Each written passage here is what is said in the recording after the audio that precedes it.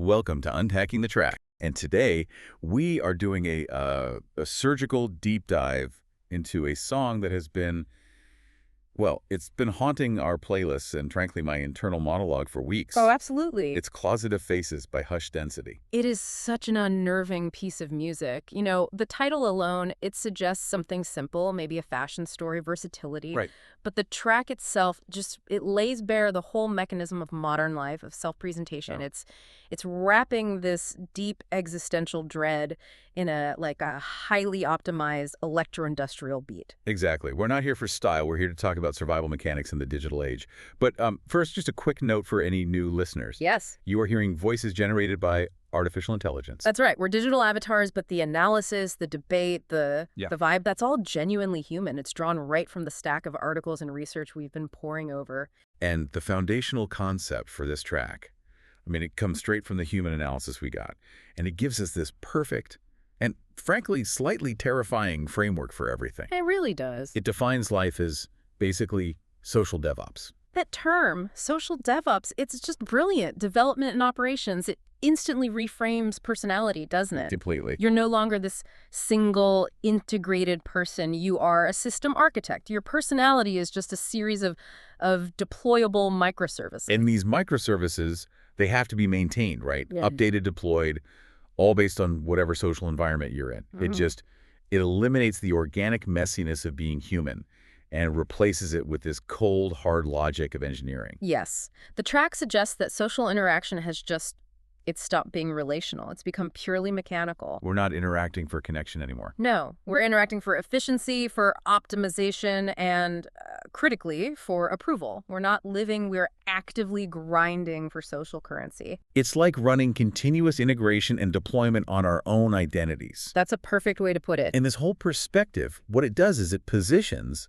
the hero of the song, the narrator, as this, conscious observer. A Neo in the Matrix. Yes. They've seen past the polished surface of social reality, and they can see the underlying source code. And that is the moment the existential crisis kicks in. Because once you see the code, you start to realize that, well, everyone around you might just be an NPC. Just running a default script. Responding to pre-programmed triggers. Yeah. And the real chilling part is that the Neo persona, the one who sees the code, they realize that they too are probably just running a script. Right. You're just an NPC running the observer patch instead of, I don't know, the worker bee patch. Welcome to the build. And that brings us straight into the first major thrust of the song, which we're calling the architect of perception. Okay, let's unpack this opening. The song zooms in immediately, right on the visible symptoms of all this optimization. The phrases practice smile and the curated feed, and then it lands on the conclusion, it's all architect. And that's where the cynicism is it's at its strongest. And I have to admit, I get it. When I read Practice Smile and I think about the living my best life post, I don't see self-improvement. No. What do you see? I see a full-time PR manager, someone dedicated to crafting a flawless external story. See, but wait, why does control automatically have to mean cynicism? If I'm the architect, that just means I'm actively taking responsibility for how I present myself. I don't know. That's just necessary competence. Your skepticism, which, I appreciate, it seems to reject the very idea of social structure. I reject the necessity of manufacturing sincerity. Let's zoom in on the analysis here. The Living My Best Life post isn't an emotion you're feeling in the moment. Okay. It's defined as a post-incident report. It's retroactive. The event is over, you filtered all the raw data, and now you're just issuing a sanitized, branded statement on its success. But that filtering is critical resource management. Life is full of unstructured, raw, messy emotions. If I just broadcast that raw feed all the time, I'd be overwhelmed. I suppose. My ability to navigate professional and social worlds would just drop to zero. The architecture is the structure that converts the input, raw life, into a functional output. So you're arguing for functionality over truth. Right. That's the track's central dilemma, isn't it? You might need to project calm, sure, but the song is asking, are you really calm? Or are you just running Calm Filter version 2.1 over a core of anxiety? But sometimes that core of anxiety is actively counterproductive. If my goal is to lead a company, I can't afford to be paralyzed by insecurity. The practice smile is just me deploying the confidence microservice. The confidence microservice. That's a fascinating term. Let's dig into that technical analogy. The notes we have even point out the humor and its failure. Yeah. The joke about needing a driver update for smile number 4, the one for relatives, because it started lagging. That is the social DevOps system crashing in real time. We're managing such a huge library of selves that you get memory leaks. You're relying on muscle memory for this emotional deployment. You're trying to force the engaged relative smile for Aunt Mildred's story that you've heard a dozen times. And your system defaults to the tired work smile, and you get this terrifying glitch right on your face. And that glitch, that's what highlights the gap, this curated, architected self. It's exactly like that gaming analogy in our notes. The E3 game trailer? Yes. The trailer with the hyperreal graphics, perfect lighting, 0 bugs. It looks amazing. But when you download the actual game, when you commit to the real-life version, the frame rate tanks, the textures don't load properly, and all that promised depth is just gone. The architecture was flawless, but the reality behind it is porous. It's unstable. And the gap between the trailer and the release is getting wider, which forces us to spend more time on the architecture than on the actual living. That's the core of my critique. And I have to zoom in on your confession from our prep session. You shared that anecdote about taking 40 takes of a casual morning coffee photo just to make the phone look effortlessly messy. I was architecting the phone. It took 15 minutes, arranging the light, the angle, making sure the casual book placement was perfectly optimized. And your coffee got cold. You admitted it. Yes, my coffee got cold, but the output was perfect.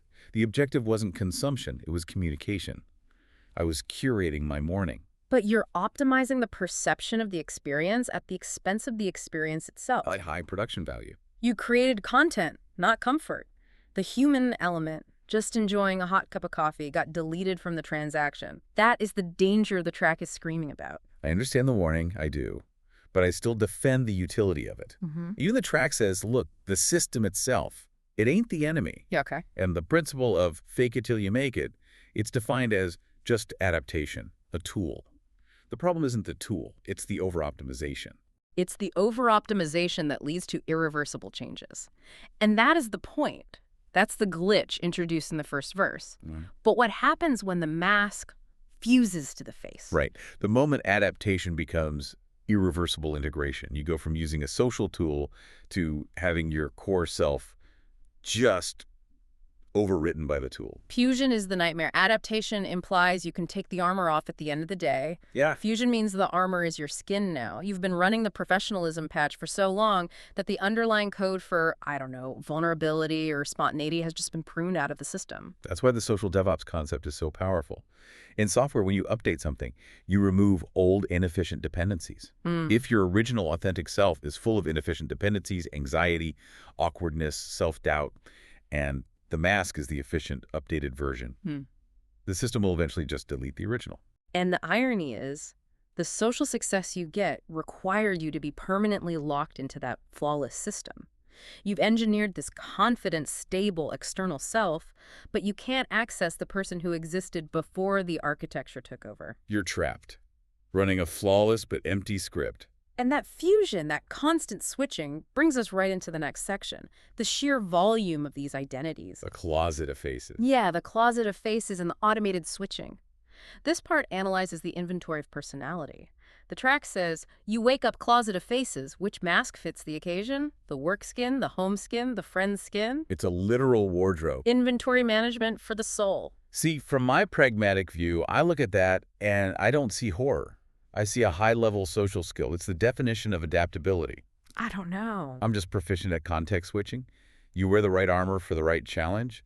It's not schizophrenia, which I know is your term for it. It is my term for it. It's just recognizing that different environments require different optimized responses. I'm sticking with functional social schizophrenia. Because the skeptic in me has to ask, if your identity is just an inventory of separate skins, where is the real you? The real me is the operator. Is it? If the wardrobe is always changing, the only constant is the closet itself. The mechanism of switching, not a core personality. You just become a logistics manager for your own performances. But the real me is the one who selects the right loadout for the mission.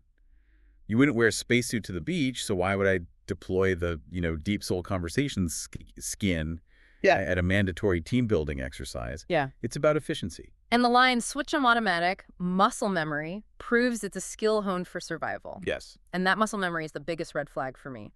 Automatization means the decision to switch is happening below your conscious awareness. It's not a choice anymore. It's a system response. It's an involuntary system response, and that's precisely where the humanity gets deleted, because the self is no longer involved. The lyrics even say it. Nobody sees the source code, just the performance of the role. Because the source code is messy.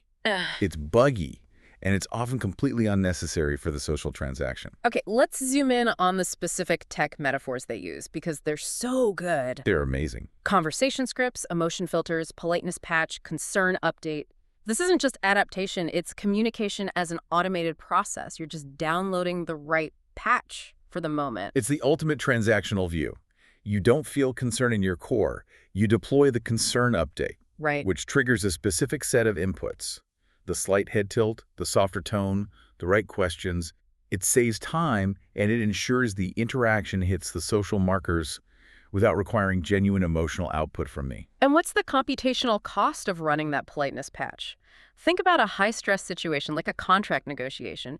Your emotional core is screaming, run away! Right. But you have to maintain politeness patch version 3.0. That continuous masking requires immense energy. That's the grinding the song talks about. We can map this straight onto an RPG system. I think this really helps clarify it. Think about the specific gear sets, the loadouts you equip. Okay. You have the work skin. Which is the full professional suit. It gives you, what, +10 to intelligence, +15 to resilience, but, and this is critical, -5 to sincerity. And you accept that sincerity loss because you need to power through the day. Of course. And then you switch to the party skin, the ironic t-shirt. That gives you charisma +20. +10 to social lubrication. But a crippling -50 to stamina the next morning. It's a calculated loss for a calculated gain. The system is designed for high efficiency and context. You're just a high-level resource manager. It all sounds perfectly logical until, like we said, the loadout gets mixed up, the bug in the interface. I want to hear your story about this. You said you equipped the wrong skin. It was excruciating. I was at a very formal, quiet family dinner. I'd been running the corporate negotiation script all week, then the snarky acquaintance script for social thing. I was exhausted. And you were supposed to deploy the warm relative skin. But the muscle memory failed. Yeah. Catastrophically. The party skin, the late night dive bar patch, it deployed. Oh, no. I started answering my uncle's serious questions about my career with these sarcastic, borderline inappropriate jokes. I tried to apply the irony filter to the whole conversation. Forgetting they were all running the formal dinner patch, which interprets irony as aggression. It's a complete communication protocol failure. I was broadcasting on a totally different frequency. The whole table went silent. My grandmother looked genuinely shocked. Oh, I can picture it. I had to physically feel my face and try to debug my social filters in real time, trying to force out polite responses while the snarky microservice was still running. It was terrifying. A total system failure. Right, but I still defend the system's necessity. Your complaint is that the technology failed, not that it should be abandoned. You need the right armor for the raid on the dragon, whether that's your boss or a difficult client. But the issue isn't grabbing the wrong helmet. The issue is being so dependent on the helmets that the face underneath starts to atrophy. We're so busy cataloging the loadouts, we forget what the operator looks like with no equipment at all. Okay, that concern about atrophy. Yeah. That leads us right into the terrifying centerpiece of the track, the chorus. This is where it shifts from performance to destruction. The line just hits you like a cold steel wall. Congrats, the original's killed. This is where we get right into the Ship of Theseus paradox. Yeah. For anyone who doesn't know, it's the thought experiment. If you replace every plank of a ship over time, is it still the same ship? The song applies this to the self. Fake it till you make it isn't learning here. It's a systematic, deliberate overwriting of the original identity files. The skeptic's horror is unavoidable. We've optimized ourselves to death. We've successfully pruned out the bugs, the real feelings, the awkward vulnerabilities, all in pursuit of the flawless copy. The goal wasn't to improve, the goal was to replace. And the lyrics spell out the consequence. It's the most dreadful line in the whole song. Yeah. The copy's flawless, Yeah. nothing left to feel. Let's pause on that. That's the point of ultimate dread. The system is running perfectly, the architecture is sound, the performance is seamless, the career is on track. But the consciousness that should be enjoying all this success has been deleted. It's an outdated driver version, the operator is gone, and a flawless system is just running on autopilot. You've achieved perfection, but you have nothing left inside you to feel the difference between that and utter failure. The lights are off inside the mainframe. It's the ultimate paradox of success. If the goal of the faking was to reach a point where you don't have to fake it anymore, but that process deletes your ability to feel joy or relief, what was the point of the make? You've created a beautiful machine that can't appreciate beauty. It's high-functioning emptiness. Okay, let me push back on that, though, with the darkest pragmatism I can find. Go on. Are we sure the original self deserved to be saved? You are proposing intellectual homicide again. What's your reasoning? Just look at the data. Version 1.0, the raw source code. It was probably anxious, insecure, pathologically worried about what other people thought. It was fundamentally inefficient. So that version was actively sabotaging the life the person wanted. If the process of faking it helped overwrite that buggy, failing version 1.0 with a confident, professional, stable version 2.0, why are we mourning the loss? you are arguing that efficiency is the highest moral good? You sound like an algorithm that just achieved sentience and immediately dismissed the messy organic life form that created it. Maybe. But evolution isn't sentimental. It's about survival. If the only way to achieve the make was to delete the old self-destructive code, then it was a necessary step. Yeah. My current version is highly functional. But functionality without feeling is just an elaborate simulation. You might be successful, but the original being, the thing that registered joy or fear, is gone. And that's the horror in the chorus. That's the deal. The deal is your soul. Swap for a seamless social interface that never lags, never bugs out, but also never truly lives. Okay, I acknowledge it's a high-cost upgrade. But let's shift focus to what happens when two of these flawless systems interact. The song pivots right to that. The resulting environment. Zero latency loneliness. Yes, from verses 3 and 4. This describes the landscape when performance meets performance. The lyrics call it a dialogue of avatars.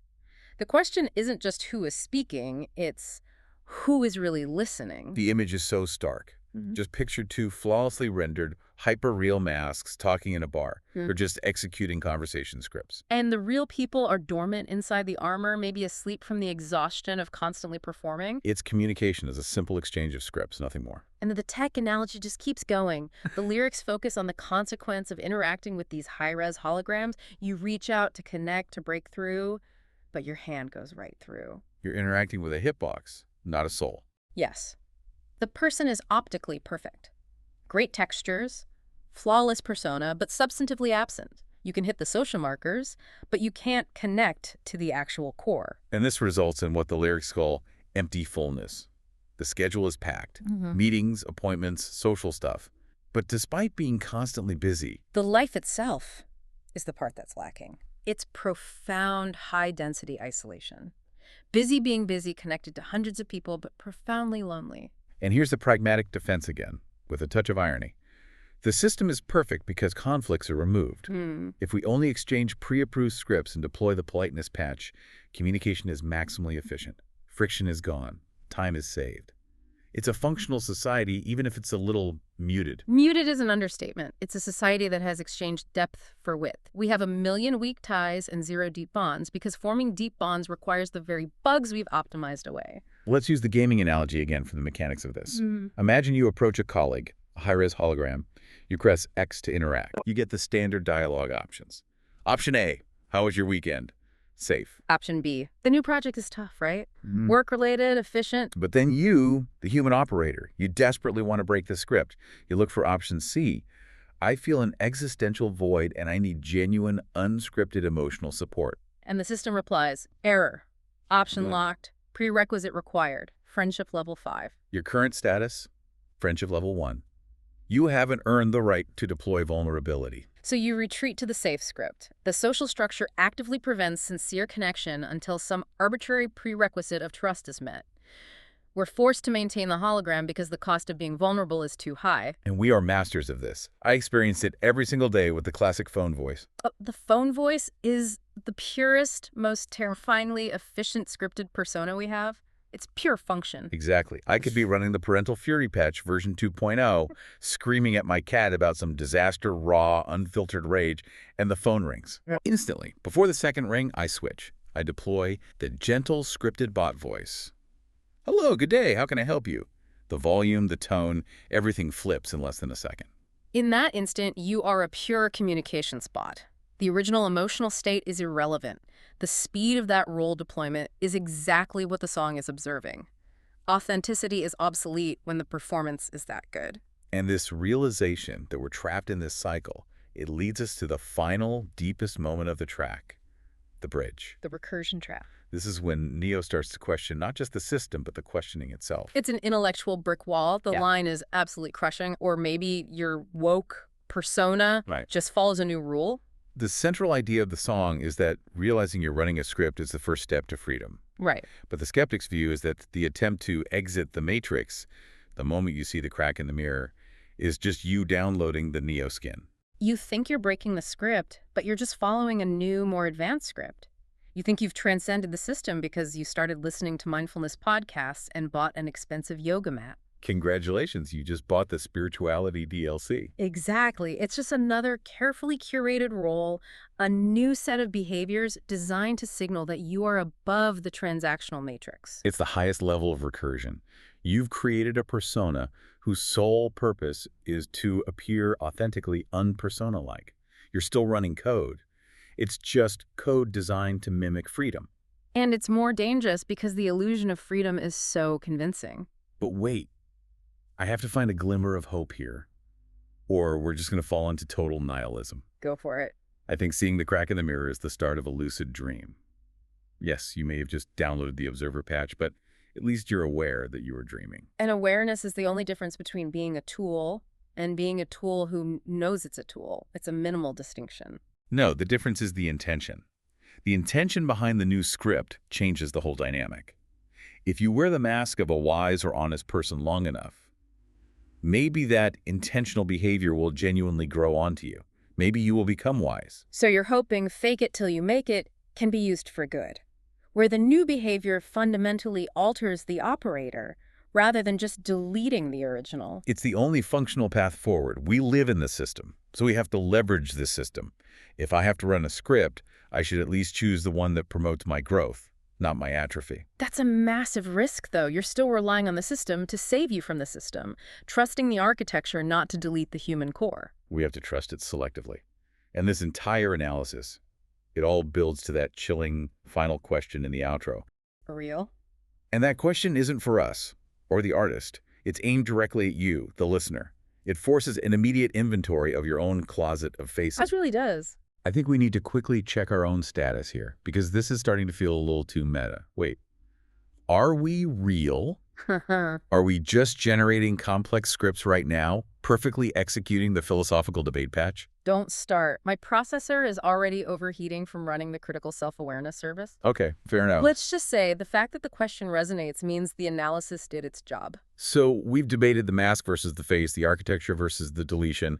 What is the practical executable lesson here? I think the core lesson where we completely agree is that the system, the roles we play, it ain't the enemy. Playing roles is normal. It's a survival mechanic in a complex world. Yes. The primary task is not to break the system, that's impossible. It's to ensure you do not let the mask fuse to the face. That is the critical boundary you have to maintain. Absolutely. You have to preserve the ability to distinguish between the performance and the original self. So the advice to you, the listener, is simple, and it's warm. Use your skins. Deploy the work skin, equip the friend skin, but remember to take them off at night. You have to deliberately step out of the performance. Observe the original operator so you don't forget what your original face looks like. Don't let the skin become your skin. The capacity for sincere, unscripted feeling. The very bugs you're tempted to optimize away. That's the only thing that confirms your reality. Don't delete your source code. On that note, we have a final provocative question for you based on this entire debate. We need to know where you stand on the core mechanism we've been talking about this whole time. The poll question is live right now in your app. Please go check it out. Cast your vote. The question is this. The principle, fake it till you make it, is. Option 1, a useful patch for leveling up. Or option 2, a deadly bug for the soul. We need to know, are you arguing for the efficiency of version 2.0, or are you fighting to protect the original, glitchy, but real source code? Go vote. Thanks for joining us for this deep dive into Hush Density's closet of faces We'll see you next time on Unpacking the Track.